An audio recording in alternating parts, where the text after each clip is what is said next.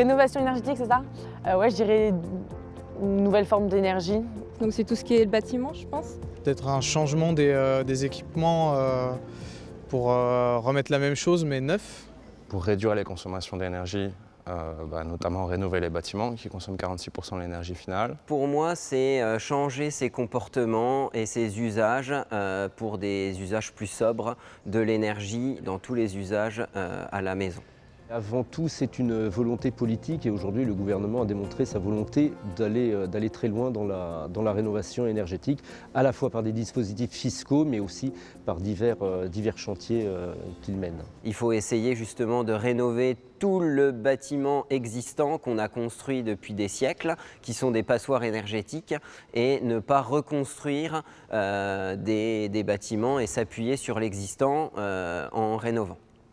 La rénovation énergétique, elle est absolument nécessaire pour réussir la transition. Surtout, elle est rentable à partir du moment où on décide de le faire et de bien le faire. J'ai fait isoler tous les plafonds, etc. pour consommer beaucoup moins. Et effectivement, j'ai diminué à peu près de 30 à 35% la consommation d'énergie.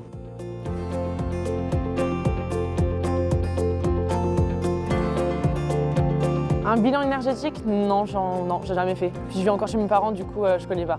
Je n'ai jamais fait de bilan énergétique de ma maison. J'ai déjà fait un bilan énergétique. On dispose du bilan qu'on nous a transmis au moment où on a loué notre appartement, mais c'est tout. C'est un état des lieux important de savoir par où commencer et peut-être prioriter certaines actions parce que tout est possible.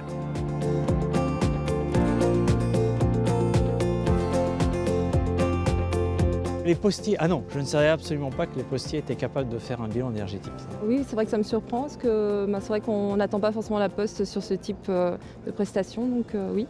J'étais au courant que la Poste justement faisait émerger cette nouvelle demande pour améliorer, accentuer, accélérer le passage à l'acte. Je me vois mal avec ma factrice discuter d'écologie et de transition énergétique, mais pourquoi pas, s'ils ont les compétences. Le facteur va pouvoir accompagner, susciter la rénovation des logements parce qu'il passe tous les jours chez les Français et il va pouvoir discuter très simplement autour de la facture d'électricité. Est-ce que, monsieur le citoyen, vous êtes sûr que vous ne payez pas trop d'électricité? On le sait d'autant mieux que ça marche, on le fait dans plusieurs villes. À chaque fois que la collectivité s'est appuyée sur la Poste et sur les facteurs, elle a vu arriver des particuliers dans ses points info énergie et le nombre de travaux demandés a largement progressé.